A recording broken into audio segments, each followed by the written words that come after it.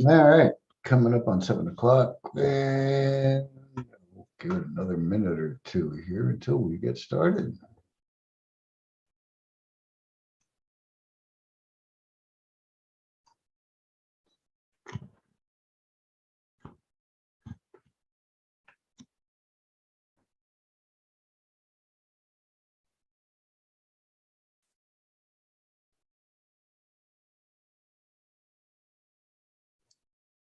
You behaving, Scott? Yeah, doing as good as I can. Y'all getting a lot of tourists? A lot of tourists? Uh-huh. At Folly Beach. Pretty much, yeah. I mean, now mind you, we avoid the beach a lot during tourist season. So, Well, you're working there too, right? well, I'm working at the county park. So Oh, okay. Well, y'all still got a good crowd there. We still get it. Oh yeah. We've been busy. Yeah, we still That's a pretty park. That's a pretty park. It's real clean and nice, easy to get in and out of. And there's the campground that's in there. So we get a lot of RV campers and primitive campers, and so we get a lot of campers coming and going. Yeah, so it's busy. And at the beginning of the season, they were really getting kind of challenged with keeping that one they have a water park there, having that open and having all the different amenities there open because they were just so short on staff. Now they have most of the amenities open. They've cut down the hours a couple days a week. They don't have it open. Oh, okay. Well, that's one way to work it. Yep. They finally got enough staff to like open up. There's this one, I like the lazy river, and me too. I can handle that. It's a great one, but it takes, I think, 6 to 8 lifeguards to oversee that area. Oh, yeah.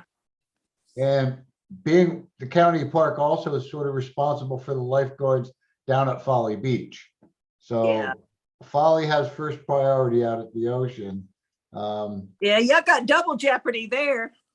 Oh yeah. So it is worth it though. It's very nice. Y'all do a great job out there. It's fun. It's a nice place to work. They seem to treat their employees pretty well. Yeah, we'll see how. I mean, it's been just over 2 months now that I've been there, so I'm kind of excited about it. It's been good. That's great.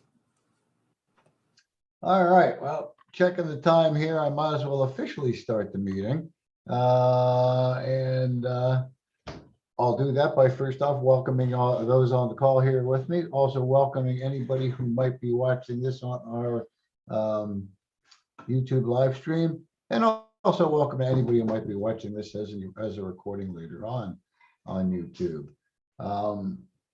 We'll start with our disclaimer that all of our meetings are an environment of education and awareness and are not an open market for the sale, purchase, or distribution of cannabis. We do not encourage or condone illegal behavior of any kind. All right, close that up. And geez, nice little intimate chat for us here tonight. We'll see. I didn't send a bunch of blasts out. Usually I'll sit on either Facebook Messenger or my text and shoot a blast out to about a half a dozen people that normally join us or often join us. So I'm hoping they all kind of remember on their own and have their marked on their calendar and have the timer set, whatever it might be. But my thoughts for what to talk about tonight were kind of disrupted a little bit. I put it out there on our announcements earlier today, dragging my feet on getting that out, but put that out earlier today that we were going to talk about South Carolina hemp farm tour at one of the hemp farms here in South Carolina. Thought it might be a good kickoff to something that we could possibly do at other places. We were originally looking at maybe the last Saturday of August, and then the owner of the farm says, hey, can we bump that out to the first weekend in September. But their suggestion was that we do it near harvest time. And that would probably be a good time, just pre-harvest, to take the tour. And about 2.5 hours ago, I got a text message from the owner of the farm that they're going to have to cancel, and that they get back to us with a possible other, future date. But that's kind of what I was going to talk about tonight is thoughts on an event like this and what you might like to see in it. I'm hoping possibly to take the bad news and do the old make lemonade out of lemons. See about maybe talking a little bit about event planning. I don't recall if you were on the call with me last week or not offhand. I'm a little fuzzy. But we have been talking off and on over the past couple of weeks,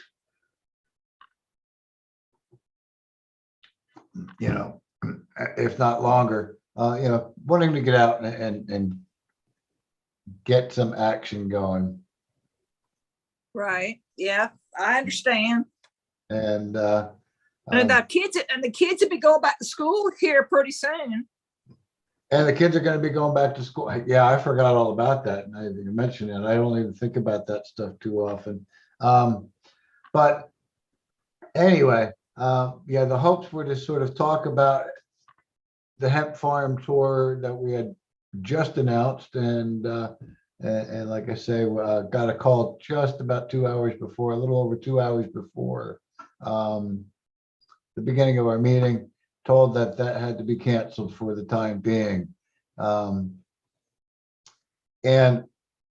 I wasn't sure. I mean, now, to be quite honest with you, I wanted to run down a little bit on how this panned out. It was probably 2 weeks ago on our call when, one of our regular joiners, one of our regular supporters, Shane Bush, who owns Bush's Little Green Acres, suggested that we have some sort of a normal meeting at his farm. And I'm like, hey, that sounds like a good idea. As many of you may know, I usually like to, when people make a suggestion of, hey, why don't you do this or why don't you do that, say, that's a great idea. Why don't you set that up for us? And I like to sort of give them back, and I have to do that. I mean, I'm a little embarrassed to say, but I have to do that because I can't do a lot of these kind of things anymore. It's getting to the point where I'm more concerned about making sure administrative stuff is taken care of, and trying to interact with national and looking at the political points of view and what's going on there. As I mentioned on last week's call, once we hit the end of the first week of September, I think, right in there, Labor Day weekend, I will again have access to the Smoke the Vote database. I'll be again pushing for at least 6-week period there for candidates to again respond to our candidate questionnaire if they have not so already. And yeah, so it's not that far away, really, when you think about it. We're already, I said to the wife this afternoon, I can't believe we're on the 20th of July already. So 6 weeks out from today, roughly, this database is going to I'm going to have access to the Smoke the Vote database again, and I'm going to have to go back and start focusing on election. And that kind of stuff. So that really takes me out of the loop of really planning events. But when I got this offer from Shane, I thought, hey, this is a great idea. I would love to visit a hemp farm myself. I've never been to one. And it's not too far for me to travel. It's roughly an hour from my home. and I thought it would be a great opportunity to get, the organization out. And part of Shane Bush's take on it as well was he wanted to invite some like local candidates and other you know, potential politicians. Greg Ford is a candidate, I think, in his county, if I'm correct, who answered our candidate questionnaire as a pro-cannabis, a Republican. And so he wanted to, I know, invite some people, whether they were already sitting politicians or candidates coming up in the next race, along with activists and supporters and that kind of thing, to come out, view the farm, listen to, I guess, some conversation or have some conversations about the steps we need to do to move forward, and try to inspire support and activism and legislation and all that fun kind of stuff. So I thought it was a great idea. Like I say, he suggested it. Probably about 5 or so days later, I started messaging back and forth with him and said, hey, let's nail this down. Let's get this going. And unfortunately, I don't know if or when we will be able to actually pull this out. And I don't know when harvest season will be for him, that kind of thing. So maybe the timing won't be right for a later time this year. We'll see.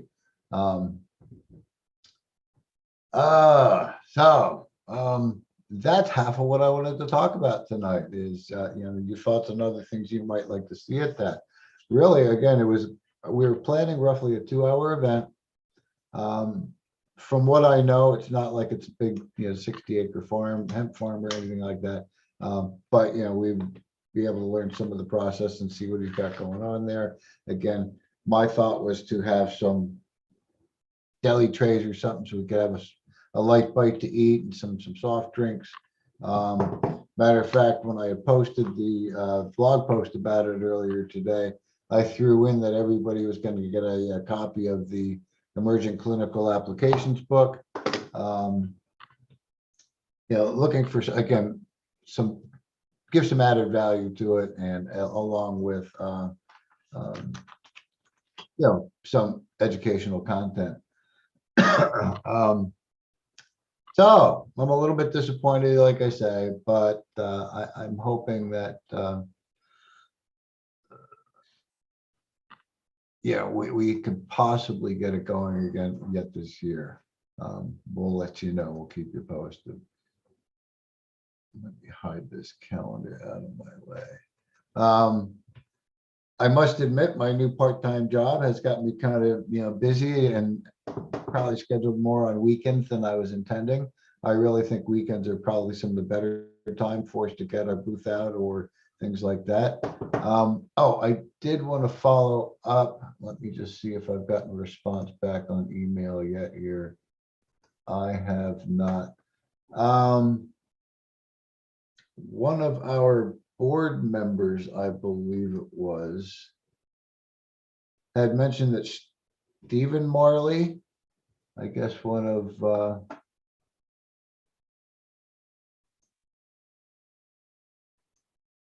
is going to be playing at like Firefly Distillery, and then I might want to reach out, and because it could be a good venue for us to be at. And apparently the original date was canceled. The new date's next week, Thursday the 28th, which I should probably double check my calendar on. So yeah, I believe he's a grandson of Bob Marley. I don't know the connection there. But anyway, playing music at this event. So I did at least send an email out to the venue that's hosting the event to see if they might be interested in having NORML have an info table set up there.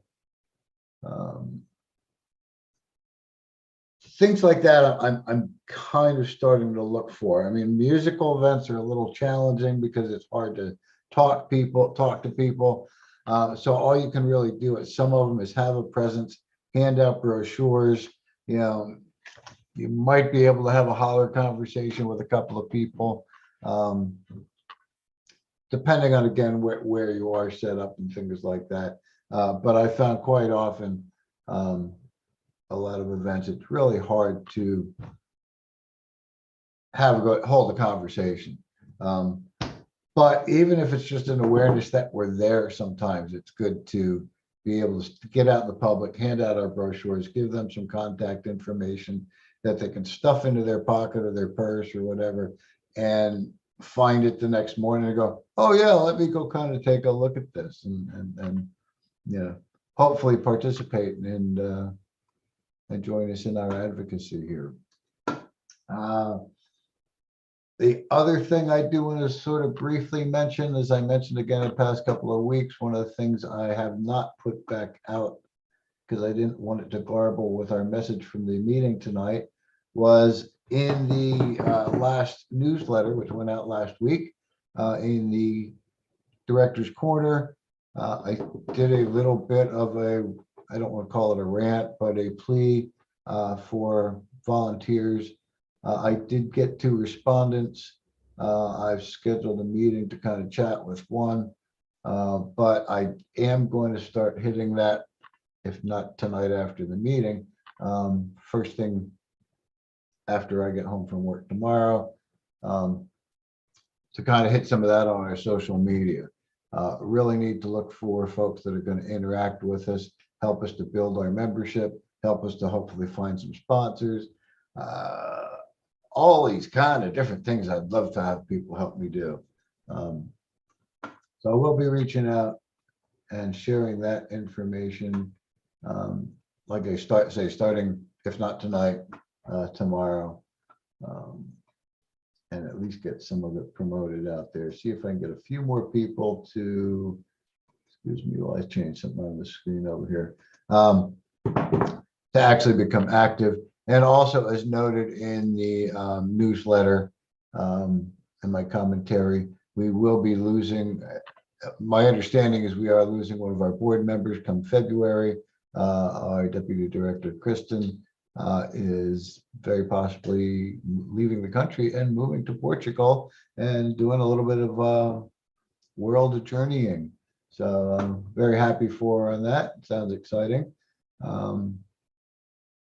But gives us a spot on the board we definitely would need to get filled, hopefully as soon as possible, in the early part of next year, as soon as possible. So watch for those coming out. If you know of anybody who wants to dedicate solid, not solid time, but regular time, and actually on our call, I know you've mentioned to me in the past, and I've never really scheduled a one-on-one chat with you that I recall. Maybe we should do that coming up one of these days soon. Okie dokie. 10-4. Yeah, let me know a day time that we can maybe talk a bit more, and we'll set up a private, a one-on-one Zoom like this. Either shoot me an email at the NORML website, at the NORML address, or I'll find you one way or the other. okay.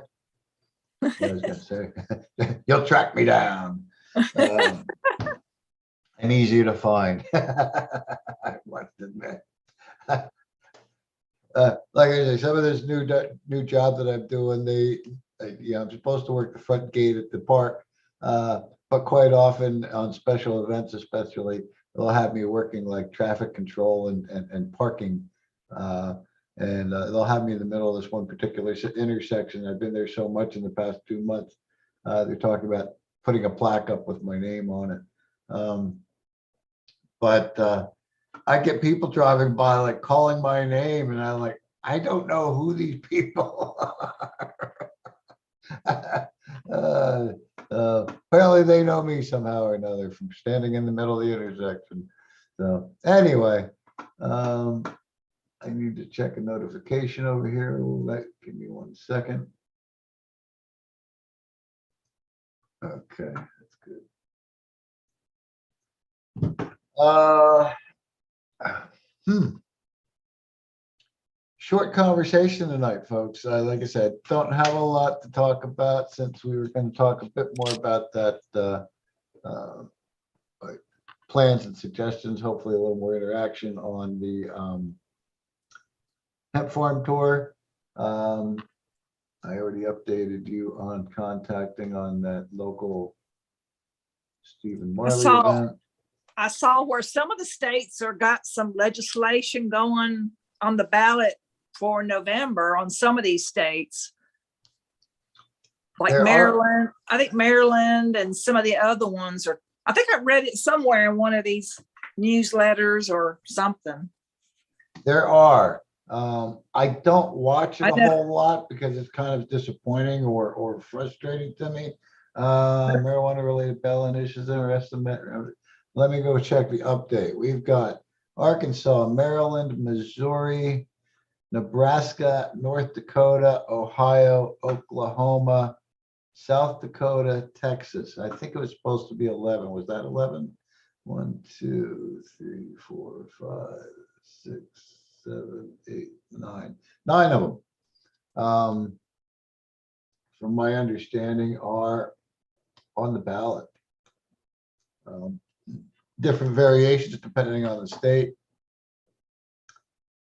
And again, why it's frustrating me to see that these things is because these states allow ballot initiatives in their constitution. South Carolina does not. We can't do that in South Carolina. We cannot get it a ballot initiative. I know we've talked about that several times in the last year or so out in our meetings. Yeah, you know, it's like hitting a wall. Yeah, there's nothing that we can do. Now, I think politicians can put,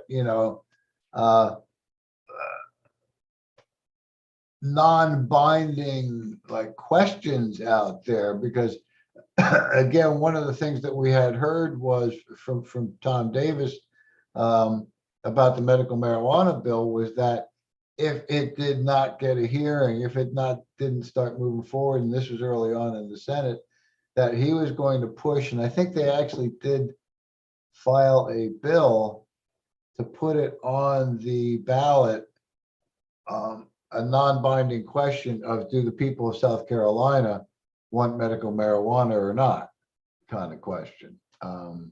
Heck yeah, that would have been a good deal. I mean, they'd get some responses, I'm sure. Oh yeah, I would love to actually see that on the November general's ballot. It's a little late now, I guess. Yeah, I don't think that ever moved forward, and of course they did move the medical bill forward until they, basically killed it with a technicality.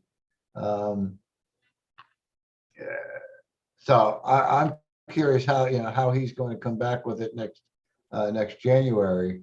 My understanding is it's probably going to be, or my guess would be, it's going to be pretty much the same as it was before it got killed for the technicality, except he's going to pull out a lot of the funding language because that's where the tax they'll make it better. That bill was so bad. I mean, who is going to spend that kind of money on vape cartridges and gummies? You know what I'm saying? That don't make no sense. Yeah, I know. I agree with you. I mean, and all the pharmacy involved and all the too many entities and all these government agencies and with DHEC, they got to get ready for regulations and all that. I mean, there's a lot of work that goes into it, and I just don't think government agencies want to work. No, I agree with you 100%. They don't, they don't want to do the work. They don't want to. They're happy. I mean, most government agencies are happy with the status quo the way it is now. But there was, I forget, 70 different amendments made to that bill as it worked its way from the Senate through the House. It really got butchered. I mean, even a lot of the advocates are like, not supporting it. My position, I don't necessarily support it. I don't oppose it, but I'm not out there rooting and raving for, really supporting it,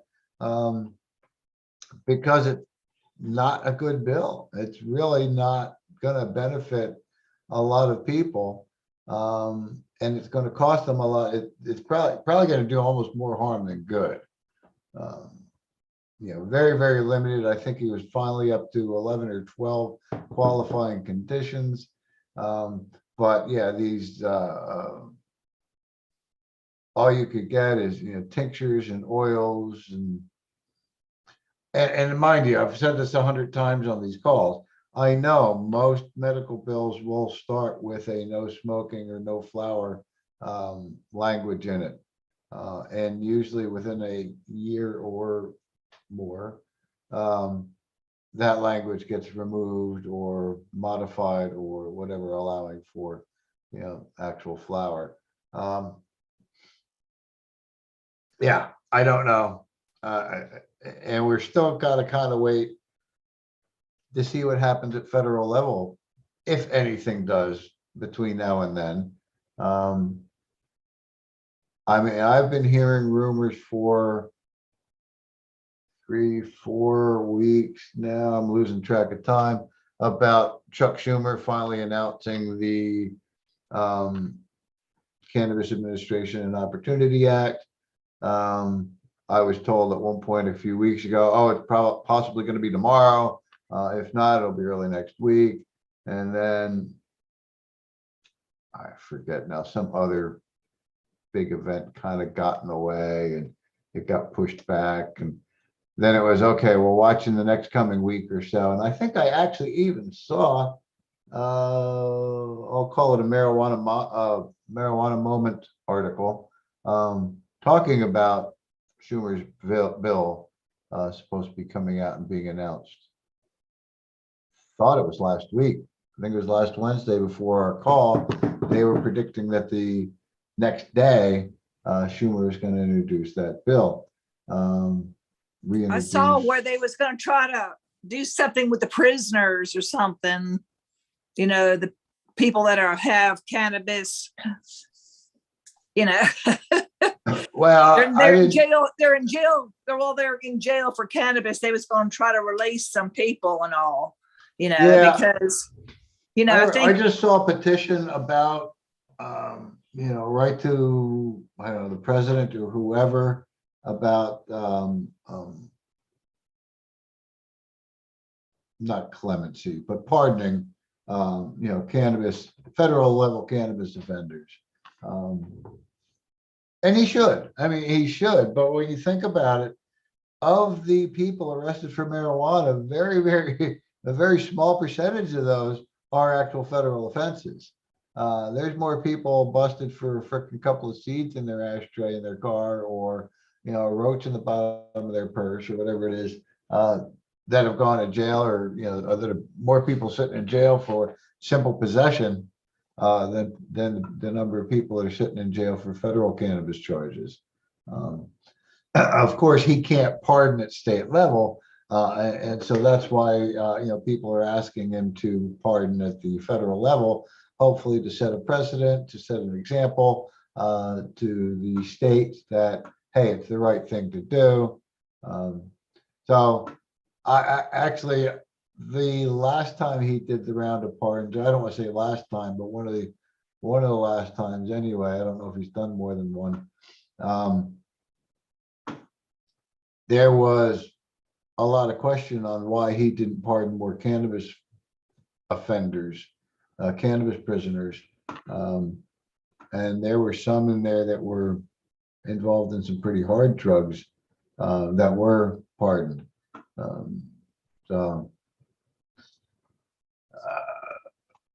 Yeah. It's one of the things, again, that's why we hopefully can get people under to join us, both at national level and here at our state level. And the more voices we have, I think the better we'll be heard. I've said this to a couple people over the years, because they say, how many members do you have? And be quite honest with you, we don't have a lot of people that get the paid membership and get their little membership badge to pin on their shirt or their jacket, whatever. I've had some people tell me they're afraid to join our organization because they're afraid they're going to get put on some sort of list. And like we share our member list with the government or police or whatever.